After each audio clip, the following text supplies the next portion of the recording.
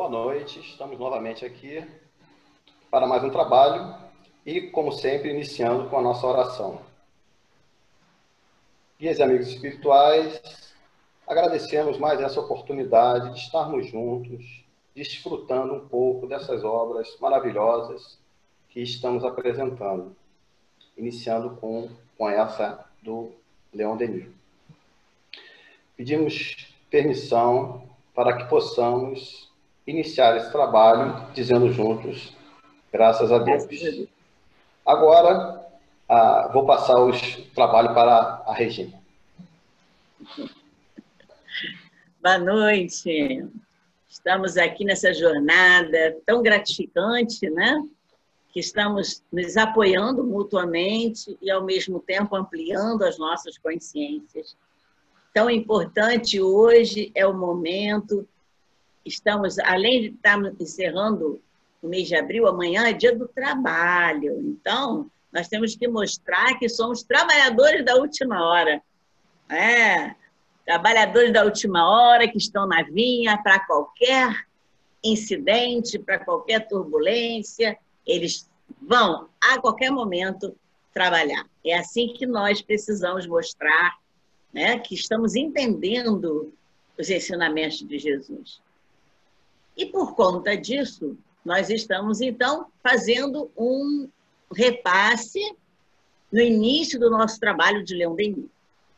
Estamos aqui, nesse momento, trazendo a terceira parte do nosso trabalho, porque nós dividimos em 4 partes a introdução, esse repasse, né? Então, hoje nós vamos trabalhar com a terceira parte, o terceiro momento de recapitulação das ideias desse grande mestre, desse grande apóstolo do Espiritismo, que nós todos estamos estudando para chegar a essa consciência que ele tanto pede para que nós alcancemos, que é a nossa alma olhar para o cume e seguir em frente. Isso é a tônica de Leon Denis e já era a tônica de Jesus, quando ele dizia olhar para frente e olhar para o alto. Então, vamos iniciar o nosso estudo de hoje, trazendo mais uma vez essa obra. Aqui nós temos o apóstolo do Espiritismo falando conosco. Nesse momento, na terceira parte, eu quero trazer essas palavras de Leon Denis. Dentro do livro O Problema do Ser, do Destino da Dor, eu extraí essa parte que diz o seguinte: uma lei, já o dissemos, rege a evolução do pensamento, assim como a evolução física dos seres e dos mundos. A compreensão do universo se desenvolve com o progresso do espírito humano. Então, aqui ele já traz para o nosso raciocínio que a nossa evolução, a evolução física, a evolução mental, a evolução dos mundos, tudo isso é regido por uma só lei. Não existe uma lei física, uma lei mental, uma lei espiritual, uma lei quântica, não. É uma lei só, que envolve todos esses graus de energia, todos esses graus de concretude ou eterização. E a compreensão desse universo é que vai fazer com que o nosso espírito progrida. Para nós progredirmos, então, nós temos que compreender o universo para que nós possamos compreender a nossa vida.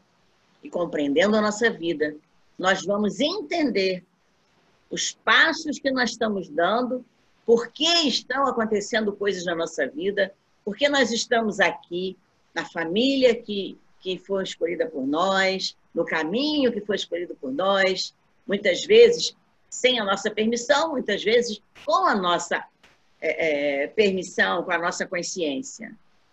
Então, isso eu acho muito importante. O que você acha, Ricardo? Essa questão de ver a compreensão do universo. Como é que você vê isso?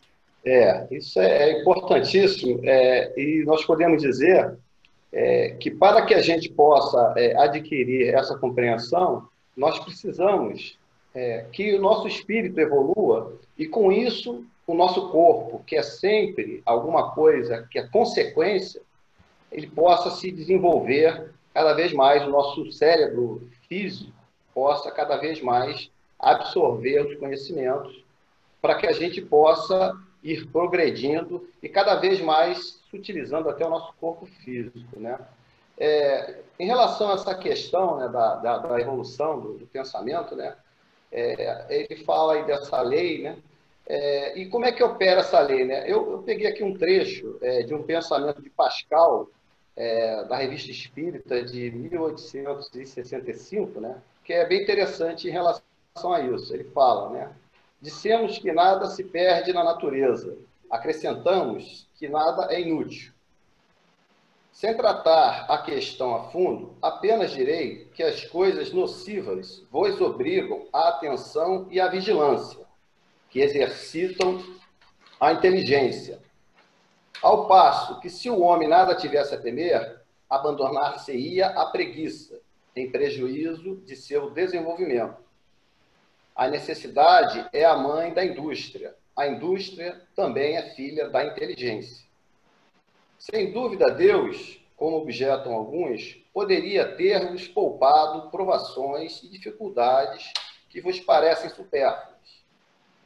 Mas, se os obstáculos vos são opostos, é para despertar em vós os recursos adormecidos.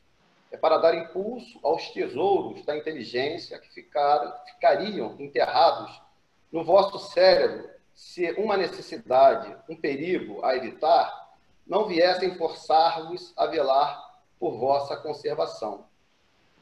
O instinto nasce, a inteligência o segue, as ideias se encadeiam e está inventado o raciocínio. Se eu raciocino, eu julgo, bem ou mal, é verdade, mas raciocinando errado que se aprende a reconhecer a verdade. Quando se é enganado várias vezes, acaba se acertando. E essa verdade, essa inteligência, obtidas com tanto trabalho, adquire um preço infinito e vos fazem considerar a sua posse como um bem inestimável. Temeis ver perdidas as descobertas que fizestes. O que fazeis, então? Instruís vossos filhos, vossos amigos, desenvolveis sua inteligência a fim de nela semear e ali fazer frutificar o que adquiristes a preço de vossos suores intelectuais.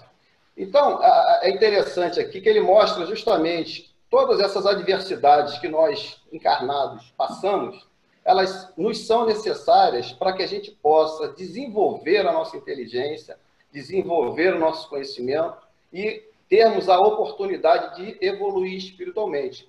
Tudo isso que acontece, esse momento que nós estamos tendo atualmente, e tudo isso não é inútil, não é para prejudicar, não é uma punição, são necessidades que nós, como espíritos imortais, temos para que possamos cada vez mais evoluirmos, cada vez mais entendermos tudo isso que está à nossa volta e caminharmos cada vez mais em direção ao nosso Criador.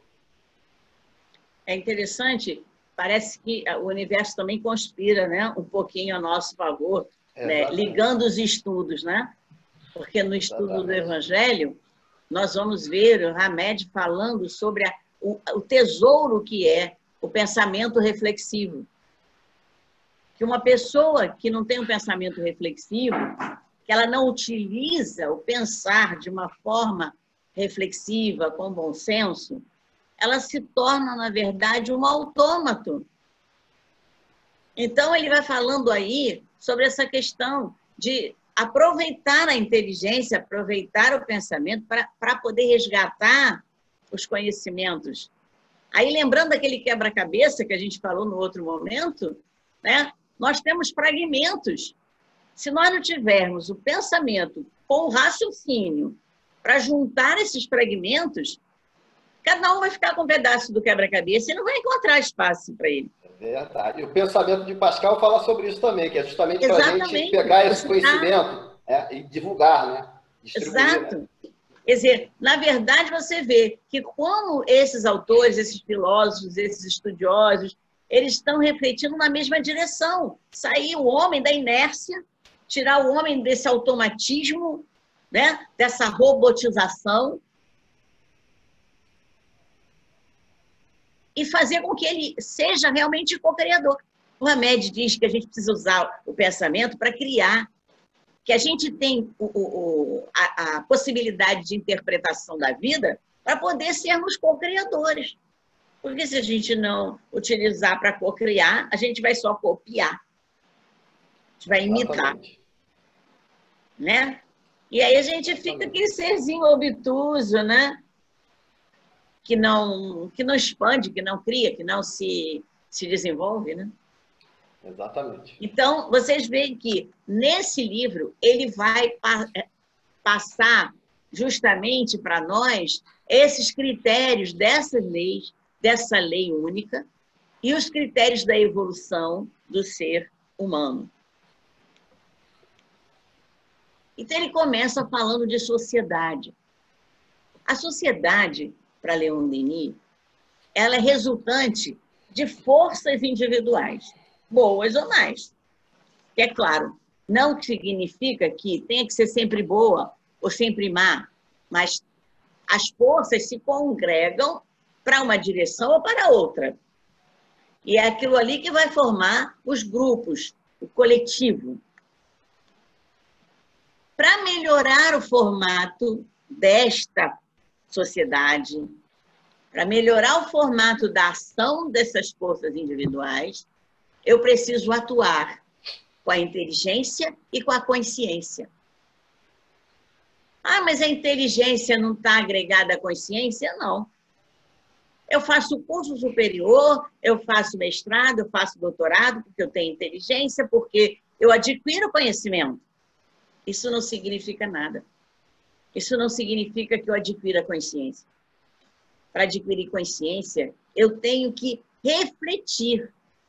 E essa inteligência e essa consciência estão ligadas aos indivíduos que formam aquela sociedade, que vão realmente trazer para nós o grupamento que é importante para todo mundo. E aí, nós vamos atuar em cima do universo, né? Essa junção dos indivíduos que vai formar os núcleos sociais, né? Se eles estão ligados a uma democracia socialista, eles vão buscar o homem interior, a consciência apenas individual.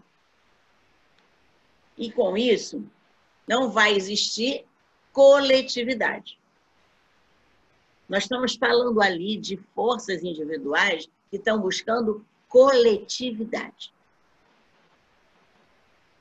Como é que você vê essa consciência, Ricardo, atuando para formar a coletividade? Ela é importantíssima. Inclusive, ele destaca aí, esse pensamento dele é muito bonito, porque ele mostra que a sociedade, o grupo, ele é muito dependente do indivíduo e que nós, como indivíduos, precisamos melhorar, precisamos, através da nossa inteligência e dessa consciência, desse entendimento do nosso papel aqui, esse entendimento que somos irmãos espirituais, somos filhos do mesmo Criador, tudo isso a gente entenda essa necessidade que temos de nos desenvolvermos individualmente, não ficarmos esperando que os outros resolvam os nossos problemas, não ficarmos cobrando da sociedade que ela seja melhor. Nós temos que, primeiramente, buscarmos o nosso melhoramento.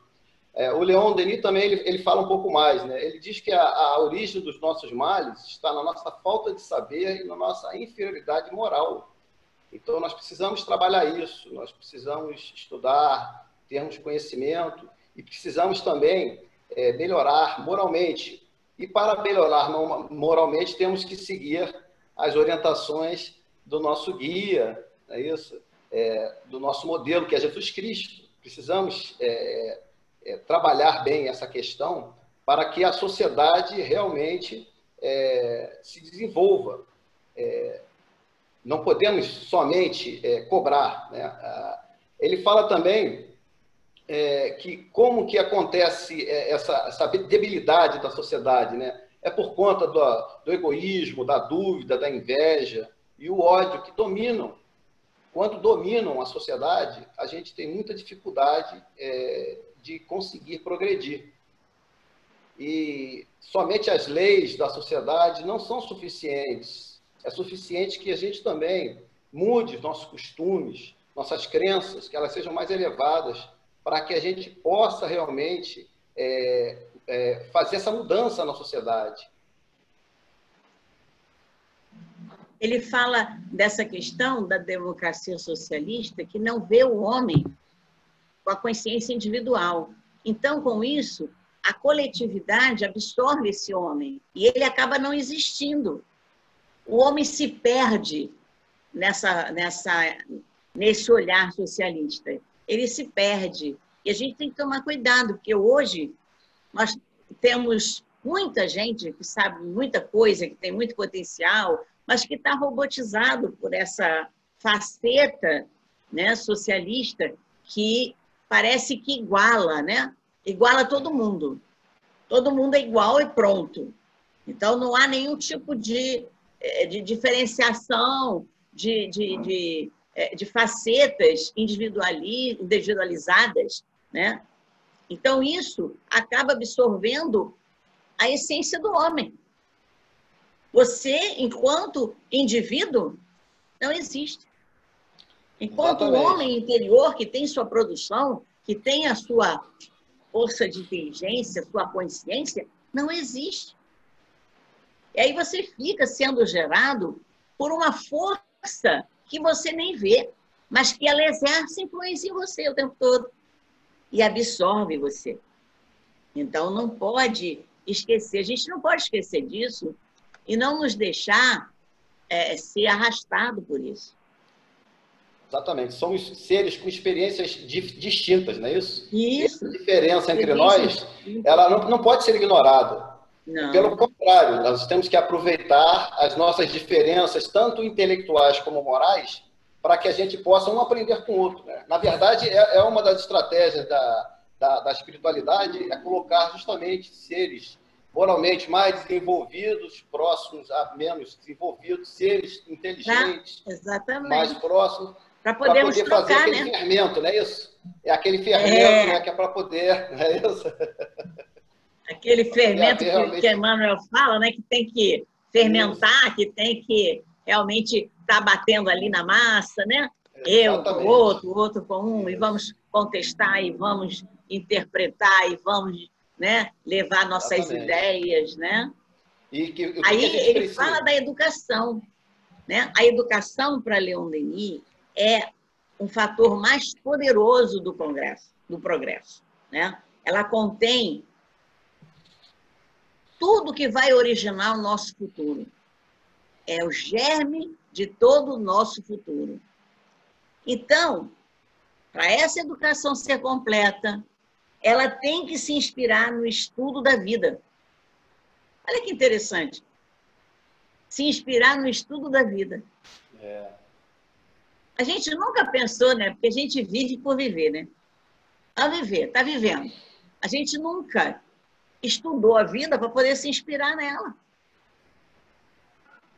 E em todo o fator de progresso, para ele, que vem sendo a preparação do nosso futuro, a gente tem que se inspirar no estudo da vida. Com isso, a gente tem duas formas da vida visível e da vida invisível. Não podemos esquecer, né? Que nós não somos deste mundo, né? Nós temos outro mundo. Então, essas duas formas alternativas, né, que alternam na nossa vida, uma hora nós estamos na vida invisível, na outra hora nós estamos na vida visível, mas o nosso espírito está sempre vendo as duas.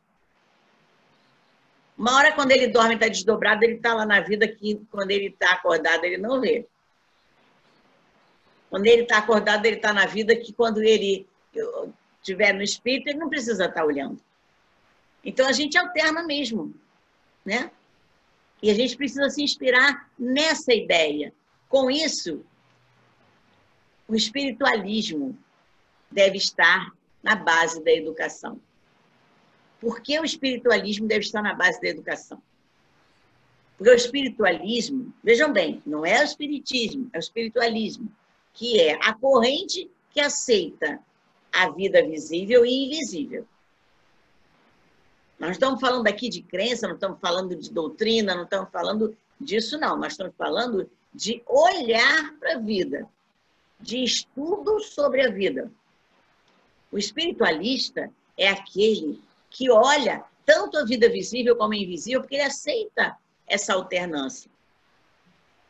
E essa alternância para Leon Denis tem que estar na base da educação. Por quê?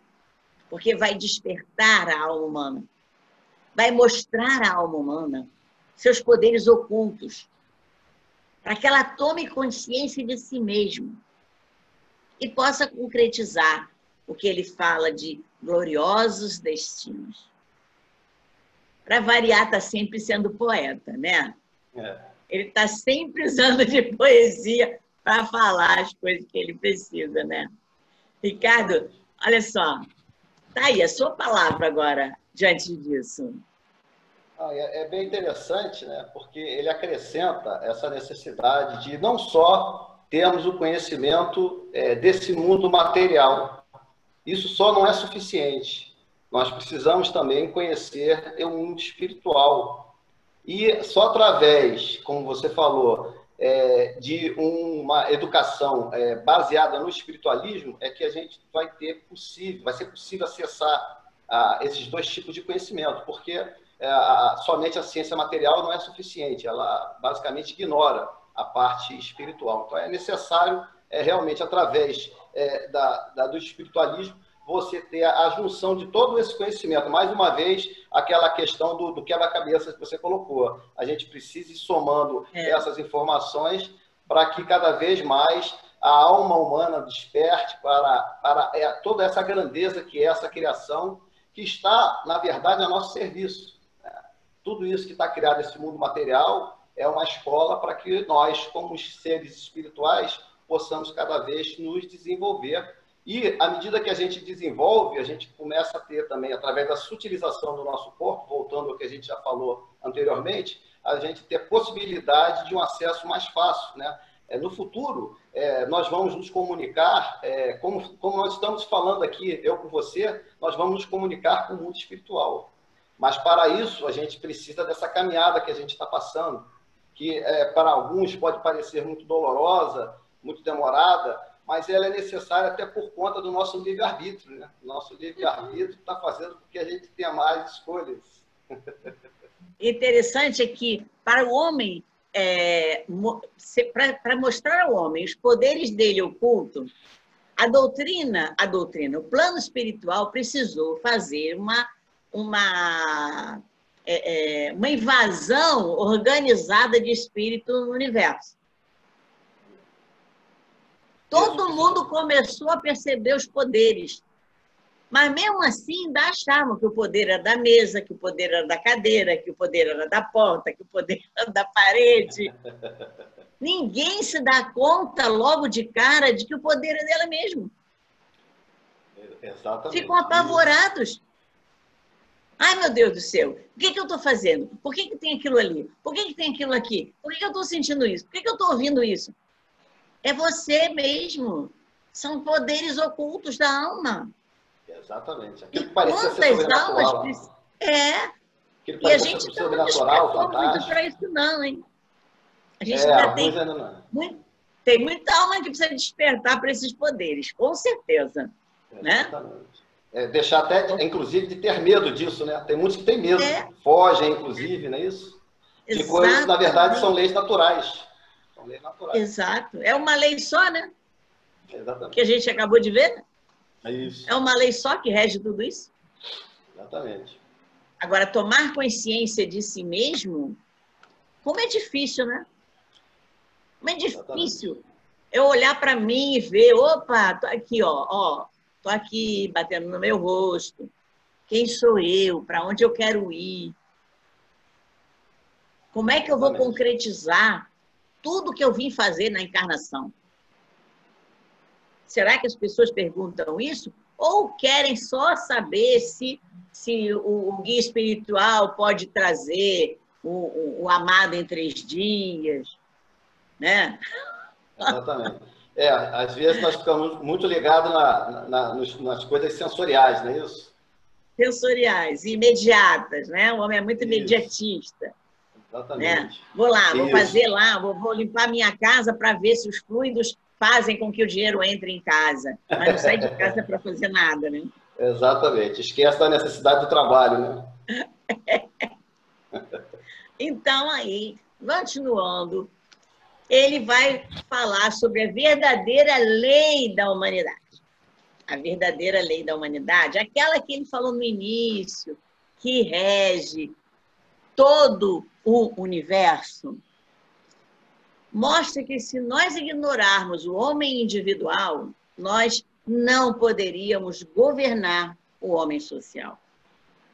Nós não podemos deixar que a coletividade absorva esse homem individual. Então, a verdadeira lei da humanidade é aquela que preserva a evolução e que mostra que a evolução é gradual. Se essa evolução gradual e a evolução progressiva, se elas andam juntas, se elas realmente conseguem andar juntas, elas é que vão ser a verdadeira lei fundamental da natureza e da vida. A evolução individual e a evolução progressiva. Ela é progressiva porque ela não para no mesmo degrau da escada, ela não para na mesma circunvolução da espiral. Não. Ela é gradual, mas sempre para um alto. Você pode parar no meio da escada, a hora que você quiser. Levar quanto tempo você precisar para dar o outro passo. O plano espiritual não vai te empurrar. O plano espiritual não vai gritar no teu ouvido, vambora, vambora, vambora, vambora. Por mais que tenham pessoas ao seu lado, até tentando te empurrar. Eles podem fazer com que o seu corpo vire para frente, mas se você não quiser ir, não vai. Não tem jeito.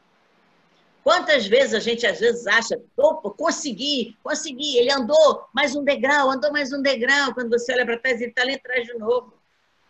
Porque não foi consciente. Mas ele já tinha dado 3 passos. Não tinha, não. É você que tinha empurrado ele 3 passos. Mas sem consciência, não adianta, não há progresso. Então, a evolução gradual, mais a forma progressiva dessa evolução, é que vai fazer com que haja a função dessa lei fundamental da natureza e da vida. Nós não podemos ignorá-la. Se nós ignorarmos esta lei, nós vamos cair na fragilidade da doutrina socialista, que é a fonte dos males sociais, segundo Leon Denis. E com isso, vai faltar saber e vai cair na inferioridade moral. Porque nós estamos ignorando o homem individual. E se ignorarmos o homem individual, ele não vai poder governar esse homem social. Ele vai ficar à mercê dos grandes poderes sociais. Ele não é um pensador. Ele não é uma consciência. Ele apenas é um robô. Frágil. Maleável. Obscuro. Então, eu não posso ignorar essa lei fundamental da natureza e da vida. É interessante que ainda temos muitos passos para realmente acabar esses males sociais. Mas vocês percebem o quanto o plano espiritual está trazendo de informações para nós acordarmos. para nós olharmos de outra maneira essa nossa posição social, essa nossa posição dentro do coletivo. Não é para a gente fazer igual ao coletivo. Não é para a gente ser mais um na multidão. É para nós juntarmos o nosso fragmento com o fragmento do outro e montarmos esse grande quebra-cabeça. Com peças infinitas. Não é aquele de 1000 peças, isso é de moleza, né? Mas o quebra-cabeça da vida, isso não tem preço quando a gente chegar lá em cima, na escala angélica, e a gente ver essa unidade, ver essa luz à nossa volta. O quanto... Eu imagino, né? Claro que eu não cheguei lá, não sei como é que é. Mas, Ricardo, eu sonho com essa luz aqui em volta de mim. Como deve ser lindo, né? Exatamente. E aí ele já está citando mais uma lei, né? Que é justamente essa lei da evolução, lei do progresso, né? Que não temos como nos opor a ela. Verdade. Da forma como ele descreve essa doutrina socialista, ele coloca que existe uma fragilidade muito grande, que é justamente, mais uma vez, né, ele não buscar obter da nossa individualidade, das nossas diferenças, né? Olha só ele mostrando aí como as diferenças são necessárias, as diferenças são úteis, através das diferenças é que poderemos cada vez mais um aprender com o outro, cada um pegando o seu pedacinho do quebra-cabeça e tentando juntar com a peça do outro, e com isso a gente vai realmente conseguir, pela consideração da individualidade, você conseguir um progresso social, um progresso do conjunto. Legal, né? Essa imagem que ele dá, né? Muito bom, é muito esclarecedor. Muito esclarecedor. Os pensamentos dele ajudam muito a nós entendermos melhor o que está acontecendo, né? Apesar dele ter escrito, né, esses pensamentos serem lá há um século, mais de um século atrás, né? Ele ainda está ensinando muito. Parece que ele está vivendo hoje, né? Todo momento que a gente estuda Leon Denis, ele está sempre presente no mesmo momento, né? Exatamente, está muito atual. Porque a humanidade estagnou muito, né? Exatamente. Você imagina? Tanta estagnação no mundo que a gente começa a ver esses pensadores, meu Deus do céu, eles estão falando do mundo de hoje? Exatamente. Não é que eles estão falando do mundo de hoje, o mundo de hoje continua sendo igual ao do passado. Isso. Apesar de todo o progresso tecnológico, né? Aí, no século XVIII, o plano espiritual começou a se preocupar em trazer as luzes para o mundo. Olha só, no século XVIII. E aí se formou o neoespiritualismo, com a preocupação justamente da pessoa ver essa alternância. Muitos médiuns que foram antecessores da doutrina começaram a trazer recursos do plano espiritual, Swedenborg, né, Conan Doyle também, trazendo todo esse movimento, e assim mesmo ninguém acreditou neles. Precisou uma avalanche de espírito, né, no século XIX, para mexer com a humanidade toda. Bater na parede, bater na porta, e aí, quem é? Ah, aqui é um espírito que morou nessa casa, que está enterrado em tal lugar, assim, assim, pronto. Aí foi uma bagunça, né? Exatamente. É uma loucura. E hoje a gente ainda tem medo disso. Exatamente. Não quero ver espírito, não. Por favor, tira isso da minha vida. Exatamente. Para ver como é que a gente ainda está precisando evoluir um pouquinho mais, né? Poxa! Precisamos andar um pouco mais, caminhar. Né? Está faltando consciência dessa alternância da vida física com a não física, né? Exatamente. Isso. Então, diante disso tudo, nós vamos apresentar agora a obra propriamente dita, né? A obra de Leon Denis, ela é constituída de 3 partes. A primeira parte é o problema do ser, a segunda parte é o problema do destino e a terceira parte, o problema da dor. Agora, as novas edições já contam com essas partes integradas. essa edição que eu estou mostrando aí, a edição da Petit, eles separaram as partes em 3 tomos. Aí ficou bonitinho para a gente arrumar, mas hoje a gente já tem condição de ver a parte, essa obra com uma só, integrada nas 3 partes. Vamos conversar um pouquinho sobre cada parte dessa. A primeira parte, o problema do ser. Nessa parte, Leon Denis, ele vai falar o que somos, qual a natureza da nossa personalidade. Então, aqui tem o primeiro capítulo falando da evolução do pensamento, torna a nos trazer o critério da doutrina dos espíritos e entra no problema do ser.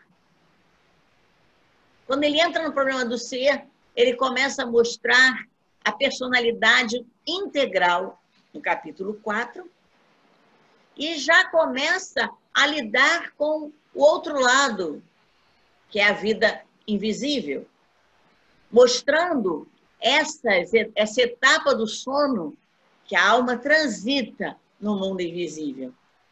E aí, esse capítulo é muito interessante, porque ele mostra o quanto a alma vivencia no sono coisas que depois ela vai aprender intuitivamente para viver no dia a dia dela.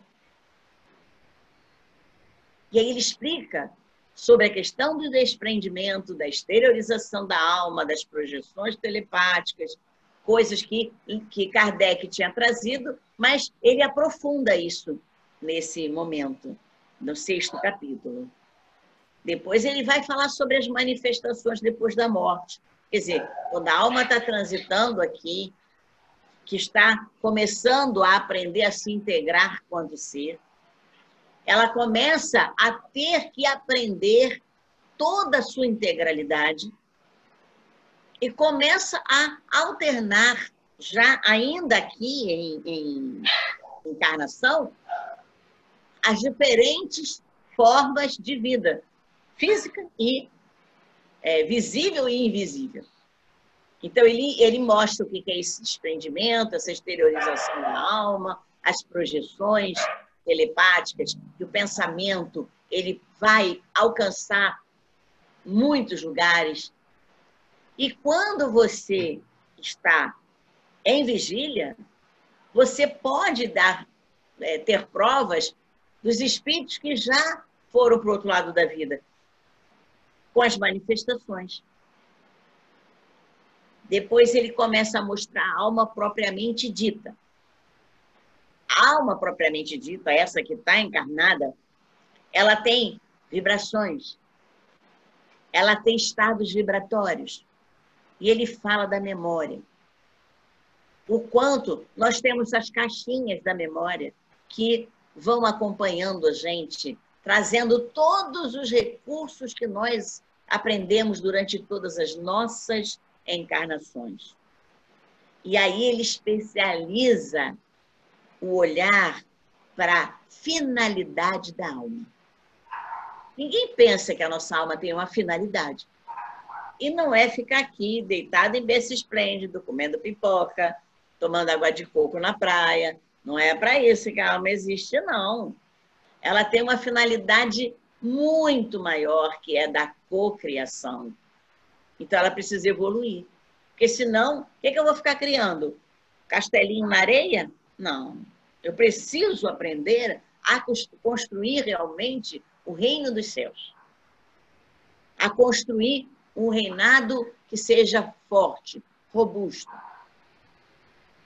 Quando ele vai para os últimos capítulos, ele já vai falar da vida do além, da morte, do que acontece depois da morte, as missões do espírito para a próxima encarnação, o que acontece na vida superior do espírito, que é para onde nós todos estamos batalhando, evoluindo, buscando encontrar finalidades mais concretas, mais substanciais para a nossa alma. Então, vocês percebam que tem uma gradação nessa primeira parte. Ele não vai falar do ser logo de uma vez de tudo, não. Ele vai gradativamente trazendo esse ser para a nossa consciência. Primeiro, falando do pensamento, das relações com os espíritos, o critério da doutrina, o que a doutrina traz para nós, por que veio essa doutrina existindo na nossa vida de novo. E aí ele vai realmente trazer qual é o problema do ser. Que é quando ele fala do homem inerte, é quando ele fala da necessidade da sacudidela do ser para sair daquela robotização, para sair daquela obscuridade. Esse é o grande problema do ser. É a falta de consciência. Desses capítulos, até o 12º capítulo dessa parte, é a primeira parte, nós não podemos dizer que tem alguma coisa mais importante do que outra. Tudo é interligado. Eu não poderia falar da personalidade integral se eu não entendesse a evolução do pensamento, se eu não entendesse esse ser que na verdade sou eu transitando. Que tipo de problema eu venho trazendo? Qual é a minha busca? Qual é a minha ansiedade? Eu não poderia falar da morte se eu não entendesse a finalidade da alma na vida também, nessa alternância de vida visível e invisível. Para você, Ricardo, o que você viu de mais forte nessa primeira parte? Quer dizer, forte é tudo, né? Mas... Então, exatamente. O que eu gostaria de acrescentar é que ele não ficou só na ideia, ele mostrou diversos estudos, diversos experimentos que foram feitos por sábios da época, mostrando efetivamente que a ciência ela fez testes, fez experiências, comprovou tudo isso que ele está colocando dessas situações, desses momentos do estado do espírito, essa questão das manifestações do estado de memória, estados vibratórios da alma, memória, essa questão dos desdobramentos, estado diferente do sono, tudo isso ele vai mostrando através de sábios, de cientistas da época que registraram aí diversas experiências, e realmente é muito interessante, porque inclusive nos leva a fazer pesquisas, a estudar essas informações e a gente obter um conhecimento maior de como esses fenômenos acontecem. Ajuda muito a gente a entender realmente o que ele está dizendo, porque não fica só na ideia, a gente vê a parte prática também. Uma coisa que ele traz, que é importante, é ele mostrar que a ciência continuou também batalhando para buscar essas respostas da filosofia, né? Naquela época, os filósofos estavam ainda interrogando muita coisa, mas Kardec não teve tempo de acompanhar essas descobertas, esses estudos. E aí o Leon Denis traz vários pensadores, vários filósofos, professores, catedráticos, né? Isso. Que fizeram experiência, que trouxeram experimentos, alguns assim meio rústicos, né? Mas que deram sucesso, que tiveram sucesso para entendimento, né, da nossa alma. E é muito interessante, realmente, a leitura dessa primeira parte. Aliás, é interessante a leitura do livro todo, né? Mas deixa eu puxar a brasa primeiro para a primeira parte, depois a gente fala das outras partes. Exatamente. Então, mais alguma coisa para falar sobre essa parte? Não, para mim já é suficiente. Você já falou bastante, inclusive. Já. Você vê como é que o ser dá trabalho, né? Exatamente. É só o problema do ser. Você vê, e o problema do destino, vocês veem que só tem 7 capítulos. O problema do ser tem 12 capítulos. O problema do destino só tem 7. Não que esses capítulos sejam pequenininhos, não. Eles são enormes, né? Que agora ele vai realmente falar de qual o nosso destino, vai indagar sobre a morte, ele vai perguntar sobre o aniquilamento do ser e se uma única existência permitiria ao homem cumprir sua evolução, ou se precisa de vidas sucessivas. Se as vidas sucessivas são obrigações ou não dos espíritos. E tudo isso vai ser explicado. Por que é importante, por que não é importante. Ele vai mostrar as objeções, as críticas em cima das vidas sucessivas. Praticamente, essa segunda parte é toda sobre as vidas sucessivas. E em cada capítulo ele vai abordando as vidas sucessivas de uma forma mais detalhada. Ele começa da reencarnação, falando das leis. Depois ele fala das provas, trazendo todos esses estudiosos que investigaram as provas da reencarnação. E a gente encontra no YouTube vários deles que trouxeram essas provas experimentais das vidas sucessivas. Esse capítulo 15 é muito interessante, ele fala das crianças prodígio. E essas crianças prodígio eram por conta de hereditariedade ou não? Então, ele traz vários casos daquela época das crianças prodígio. Quantas pessoas que nós não vivenciamos naquele tempo, achamos que não é que o negócio está acontecendo agora, que agora as crianças estão vindo com superstar na cabeça. Não, lá também tinha naquela época. Crianças que deram trabalho, bastante trabalho. E aí, como os pais não sabiam o que fazer, achavam como loucos, coitadinhos das crianças. Né? Ou muitas eram internadas realmente porque não se aceitava aquilo que elas produziam, né? O outro capítulo ele fala justamente disso, objeções e críticas. Claro, tem sempre aquele carocinho da azeitona, né? Que vai tentar anular a compreensão sobre a vida sucessiva. E nessas objeções e críticas, há sempre depois o papel que Leon Denis se coloca da explicação para poder perceber que essas objeções e críticas não fundamentaram nada contra as vidas sucessivas. Só foram empurradas, tentando colocar pedras no meio do caminho dessas ideias, mas elas não vingaram, não. Muitas, pelo contrário. Leon Denis se colocou muito presente nos congressos, diante de padres, diante de juristas, para falar sobre essa filosofia, né, essa lei da reencarnação. E aí, ele vai colocar provas históricas sobre as vidas sucessivas. Além dos casos, das provas experimentais, das crianças prodígio, ele vai trazer mais provas ainda históricas para que a gente possa realmente entender que não foi uma nem duas situação, não um nem dois acontecimentos.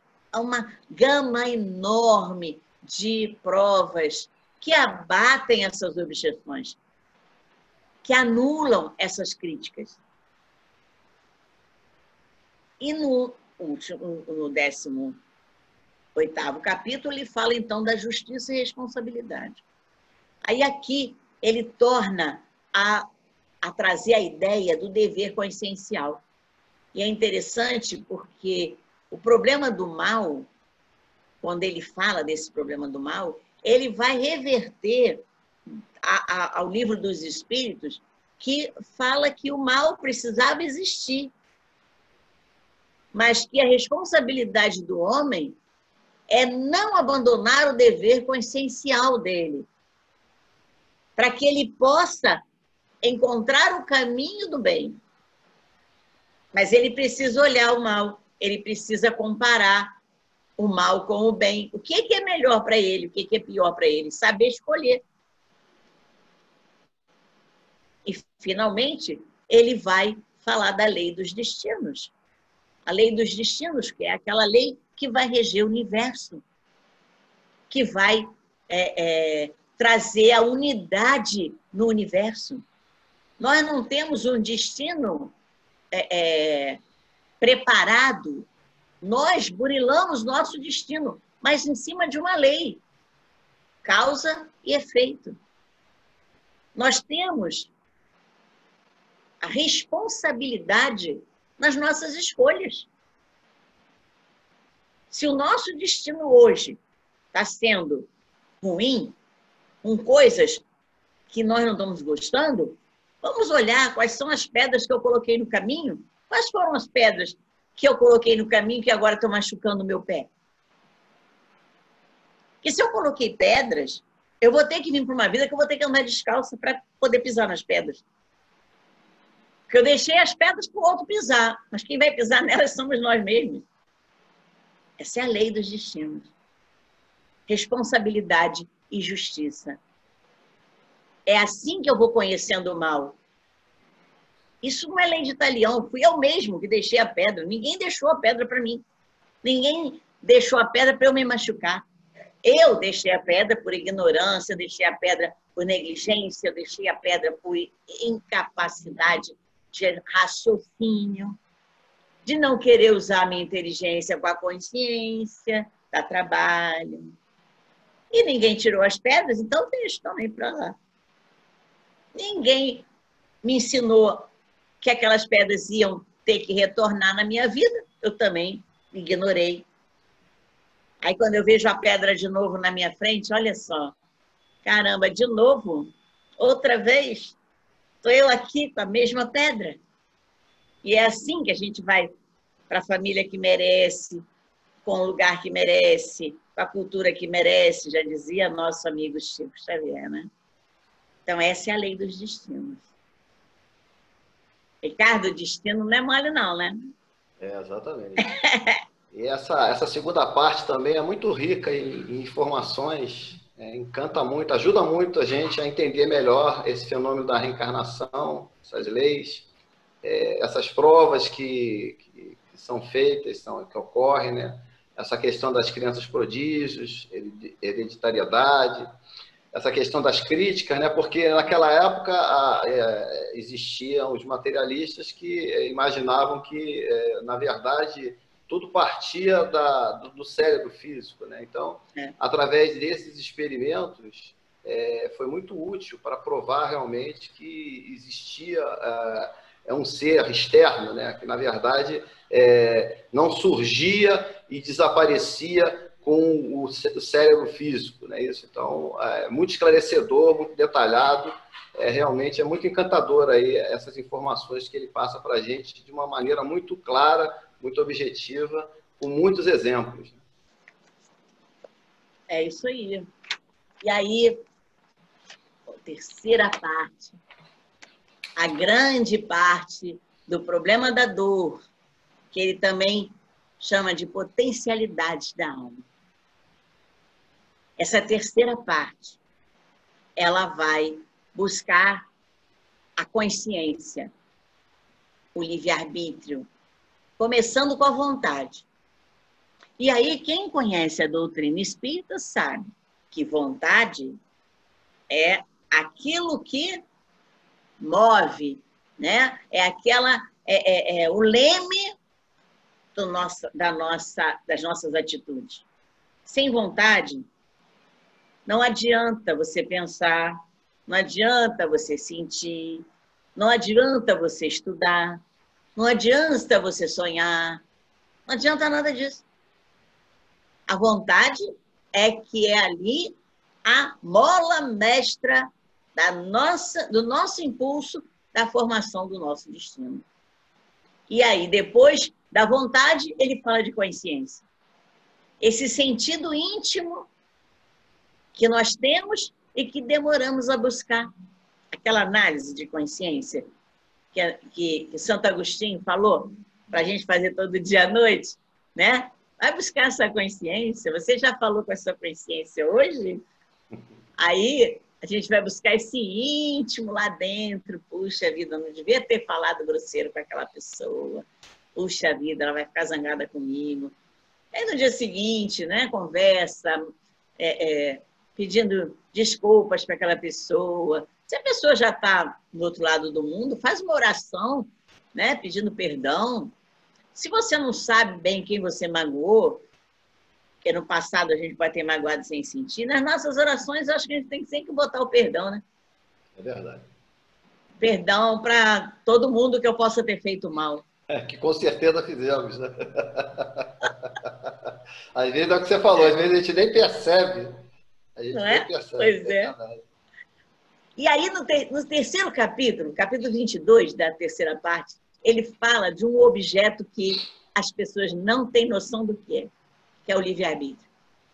Como nós vemos o livre-arbítrio de forma inadequada. Livre-arbítrio não é libertinagem. Aí é que entra a necessidade de eu saber o que é o dever consciencial da alma. Eu só posso exercer meu livre-arbítrio absoluto quando eu tiver esse dever consciencial incorporado em mim. Que aí eu sei que eu não vou estar machucando ninguém, que eu não vou estar atropelando ninguém. E aí sim eu vou ter o livre-arbítrio. Eu escolhi, e eu sei que eu escolhi o melhor porque eu já sei. Ponto. É simples assim. Isso já está dentro de mim. Mas, por enquanto, que a gente não tem todo esse absolutismo do livre-arbítrio, é sempre bom a gente perguntar, convém ou não convém? Olha a lição de Paulo aí, convém ou não convém? Exatamente. Né? Eu posso para a direita, eu posso para a esquerda, posso. Mas será que me convém? É aí que funciona a inteligência e a consciência junto, que a gente viu lá no início, a necessidade. Né? O pensamento só vai servir para isso. Ele vai ter que ser aquela forma de buscar a nossa emoção e canalizar com a nossa vontade e poder dar a direção da nossa ação. Não adianta o pensamento se eu não tenho a consciência. O pensamento, se você não tiver reflexão, ele vai sair como um robô. Então, a disciplina do pensamento, a reforma do caráter, que eles vão falar no capítulo 24, não é você se tornar robô, não. É você se tornar consciente daquilo que você está fazendo para dizer, fiz, mas fiz com consciência. Você pode ter machucado alguém, mas você não estava com essa intenção. No meio do caminho, a gente acaba machucando uma pessoa, mas a gente não estava com aquela intenção. Porque você fez, falou, agiu com consciência. É isso que vai levando a nossa reforma de caráter. Nos últimos capítulos, que ele fala do amor e da dor, ele vai trazer a concepção do amor muito próxima daquilo que a gente não quer enxergar. Não é o amor físico, não é o amor deslumbrante, não é o amor platônico. É o amor que desapega, o amor que liberta, o amor que constrói. Constrói a dois, a três, a coletividade, porque ele é universal. Não é aquele amor dirigido para uma pessoa, para uma profissão, o amor ao dinheiro, o amor a uma carreira, o amor a um filho, não. Esse amor vai além. E é por conta da falta desse amor que eu tenho a dor. E aí ele vai mostrar como essa dor se revela. Quais as facetas dessa dor, como é que ela se revela. E esses 3 últimos capítulos, que dentro do nosso estudo a gente ainda não chegou lá, né? Isso. Nós estamos lá no 18º, ainda estamos na segunda parte, né? Mas a gente quer ver, sim, a partir do quarto momento, a gente já começa a estudar os capítulos que estão faltando no nosso trabalho interno da fraternidade, né? Agora, no final desse capítulo, no final dessa terceira parte, ele fala da profissão de fé, dessa época, porque depois vocês vão ver na quarta parte que ele fala da profissão de fé de 2020.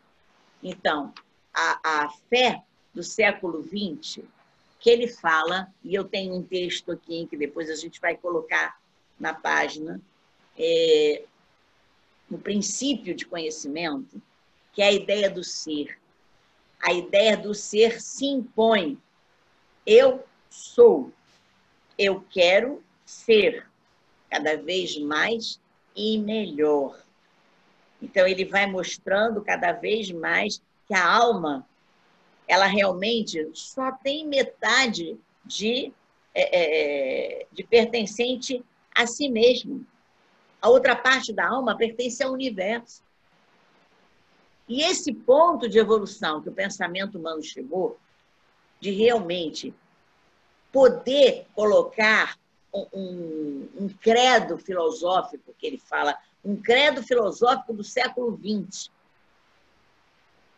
que é justamente a vinda desses altos sistemas filosóficos e religiosos que trouxeram o ser, o universo e o destino em nível de resumir todas as noções adquiridas durante toda a nossa escalada humana. Ele aqui mostra que o universo se associou ao ser e levou a cumprir o destino com a ajuda de cada um de nós e, ao mesmo tempo, desse todo coletivo.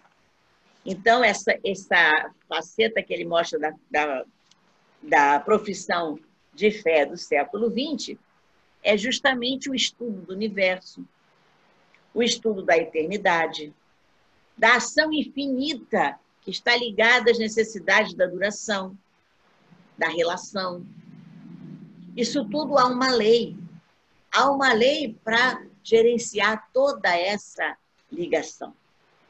E aí ele fala do objetivo da alma, da evolução, de atingir e realizar em si, em volta de si, através dos tempos e das estações ascendentes do universo. Com isso, você libera o belo e o bem que existe em nós. É aí que é a ideia de perfeição.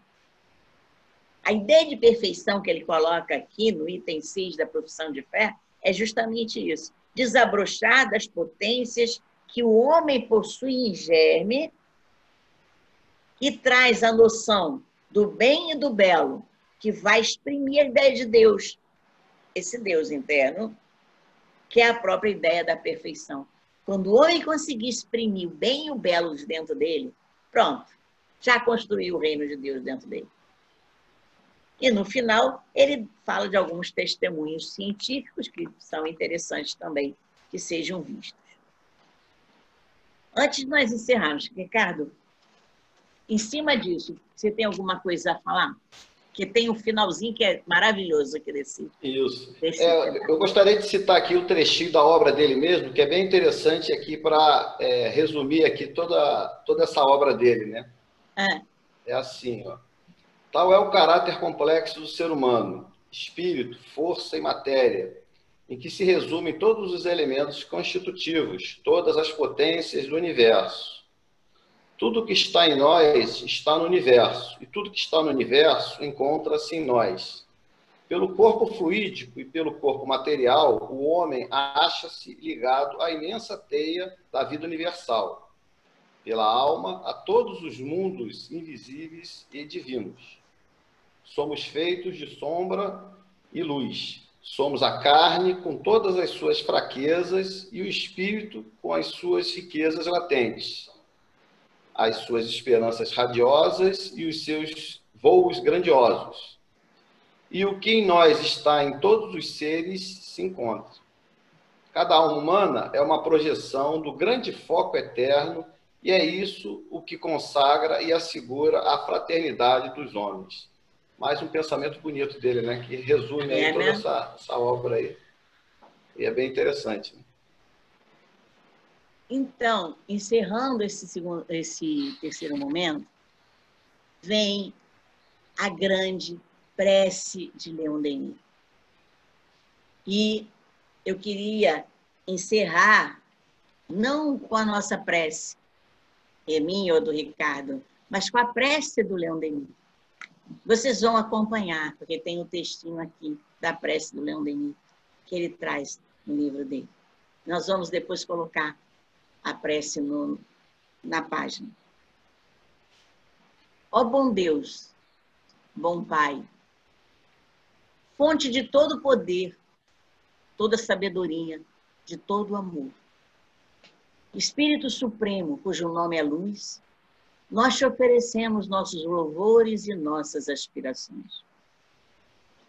Que eles subam a ti como o perfume das flores, como os odores inebriantes dos bosques sobem para o céu. Ajuda-nos a avançar na senda sagrada do conhecimento, para uma compreensão mais alta de tuas leis, a fim de que se desenvolva em nós mais simpatia, mais amor pela grande família humana.